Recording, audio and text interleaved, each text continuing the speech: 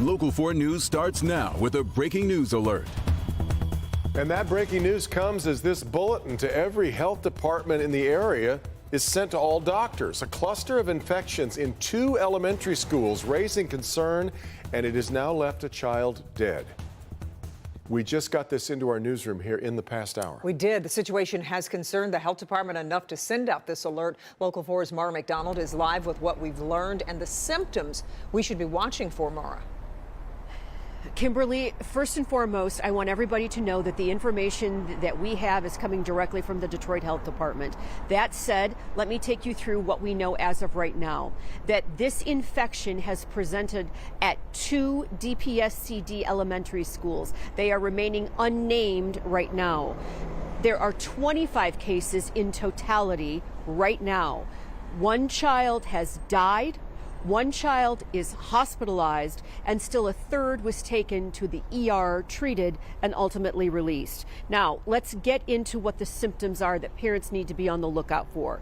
Number 1, first and foremost, is high fever, headache, lethargy, nausea, vomiting, as well as abdominal pain. Now, the Detroit Health Department was made aware of this infection issue on Monday, but it appears that these children started first getting sick in the middle of last week. We've got a call into DPSCD right now to find out what the district is doing to try and manage this at its 2 buildings that are currently affected. Dr. McGeorge is going to come in at 6 to give his expertise to parents on what they should do, what they should be on the lookout for. So as soon as we know more, Kimberly and Devon, as soon as we get anything out of DPSCD, we will, of course, come back to you live. We're live in the news center right now. I'm Mara McDonald, Local 4. Okay, Mara, thank you. All right, let's get to breaking news this afternoon. Live pictures from Atlanta. We've been following this story for the better part of the day. A manhunt is underway right now after a man opened fire inside a medical building, killing 1 person and wounding 4 others.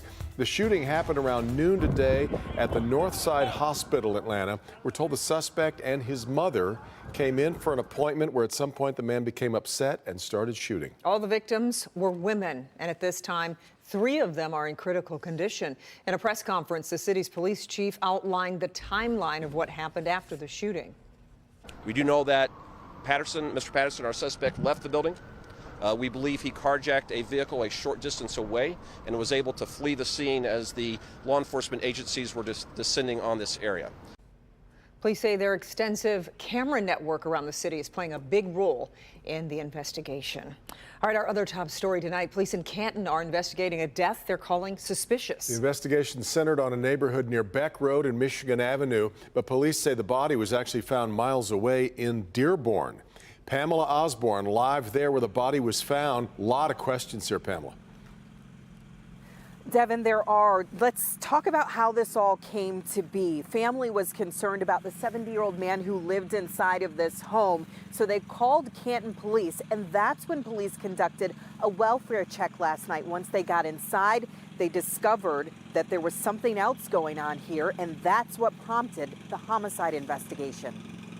This North Riverwoods home, just one part of a crime scene that led investigators across Wayne County into Dearborn. Canton police were called here last night by the family of a 70-year-old man. When police arrived, they discovered what appeared to be the scene of something more concerning. It was all taped off this morning, yellow tape right around the house. Neighbors tell us investigators were here for hours collecting evidence. Some of that evidence led investigators to a 55-year-old man. Police aren't saying who he is just yet, but identify him as a friend of the victim. This morning, he was taken into custody in the city of Dearborn, and that's also where police found the body of the 70-year-old man.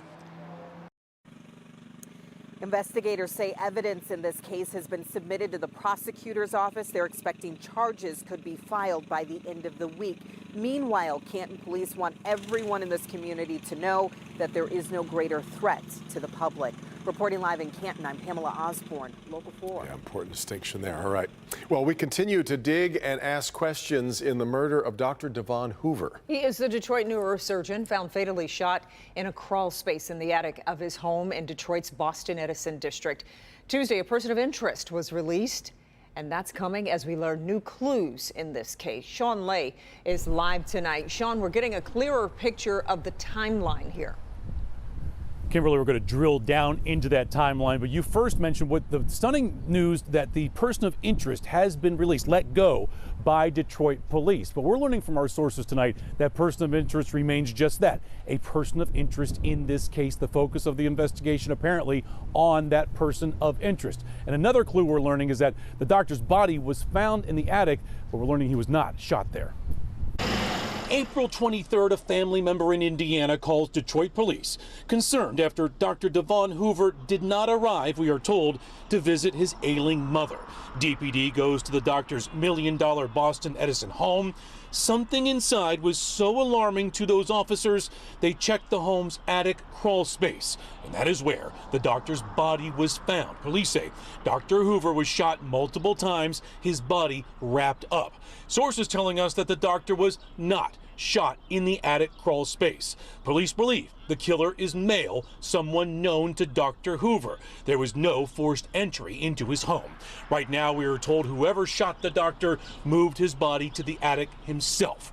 We are learning more about Dr. Hoover, the neurosurgeon who practiced at Ascension Healthcare. Megan Beamer was a patient and friend of Dr. Hoover's. He was really giving with his gift, but he was also really giving with his money. He really supported the arts, any kind of the fine arts in Detroit. He was a big supporter of the Detroit Opera House. And he was an amazing person. Detroit police had a person of interest in custody, but let that person go, leaving more questions about who killed Dr. Devon Hoover and why. Back here live, we're told the Wayne County Prosecutor's Office asking police for more information, and police could not hold the person of interest past the 72-hour deadline, so that person has been released. We checked on this again today, Kimberly. We're told that person has not been cleared, and our sources say that person remains the focus of the entire investigation. Back to you. And still so many questions remain. Okay, Sean, thank you. As expected, the Federal Reserve raised its key rate today by 1/4 point, but during the announcement, the Fed said nothing about continued rate hikes. That's a change and maybe a sign that the economy is slowly beginning to turn around. Alice Barr in Washington with more on that decision and what it could mean for your bottom line. Alice. Good evening. With today's increase, interest rates are now at a 16-year high. The chairman of the Federal Reserve acknowledging that the looming debt ceiling fight here on Capitol Hill did come up as the nation's top economists look to future risks to the economy. Interest rates are on the rise once again. The Federal Reserve today announcing a 1/4 point hike, the 10th straight increase, as the central bank works to drive down stubbornly high inflation. My colleagues and I understand the hardship that high inflation is causing, and we remain strongly committed to bringing inflation back down to our 2% goal. Soaring price increases have slowed in recent months, and so has the broader economy.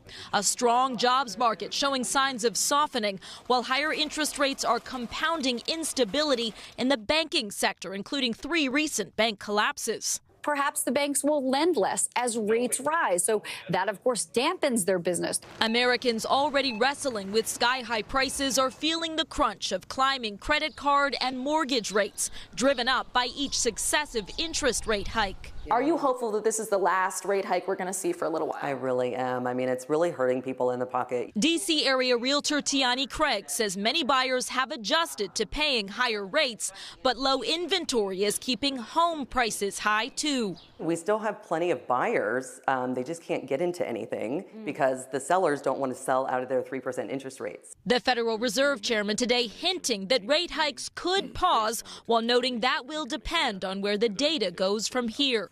As the Biden administration seeks to reassure the nation the economy is sound, countering fears of a recession and the risk for a catastrophic default on the nation's bills if Congress fails to raise the debt ceiling. The top Republicans in the House and Senate will be joining President Biden for a White House meeting on the debt ceiling next week after the Treasury Secretary warned the nation could start running out of money to pay its bills by as soon as June 1st. From Capitol Hill, Alice Barr, Local 4. All right, Alice, the market's not big fans of the move. All of the major indices closed down on the day. RXV, the first RSV vaccine in the United States, has just been approved by the FDA for people over the age of 60. RSV annually causes approximately 60,000 to 120,000 hospitalizations and more than 6,000 deaths among seniors. A study of the drug tested 25,000 people. Testing showed an 82% reduction in risk of developing RSV. The safety and effectiveness of the drug is still ongoing. The FDA is requiring the company to conduct a post-marketing study to assess potential risks. If you're headed outside, don't be alarmed. Maybe that is the sun that you're seeing shining through the clouds, depending on where you're standing right now. Live pictures from our Windsor Sky Cam after days of rain, things clearing out. Temperatures actually on the rise, too. We are dealing with a little bit of wind today. Yeah, let's get over to Kim Adams. Kim, things looking up as we head into the weekend, at least. They are, but we still have just a few little areas of spritz and sprinkles on Exact Track 40 radar. So I want to do a little street level mapping for you and show you exactly where that rain is. It just moved out of Grosse Pointe Park, so dry now in the Grosse Pointes. Hamtramck's getting a little bit of a sprinkle, not much though. Even in downtown Detroit, we're getting a few sprinkles, also in Southfield. The next big story, this is why we say don't plant your annuals yet, because another frost advisory tonight. So even though we're talking about a warm up, we still have to get through a cold night tonight. Temperatures will be in the 30s, enough clear sky to maybe get a little bit of frost. Not a lot, but some in Oakland, Livingston, and Washtenaw. It does not include the east side in Macomb and Wayne counties. 39 right now in Pontiac, 41 in Mount Clemens, but we are trending in the right direction. These are actually the overnight lows for tonight. Temperatures right now are in the 50s, but we are going to be warming up. In fact, by the end of the weekend, we're in the 70s. We'll talk about that coming up in the forecast, but you can always get the hour-by-hour forecast just by going to your favorite app store, type in WDIV, and download the free 401 Weather app.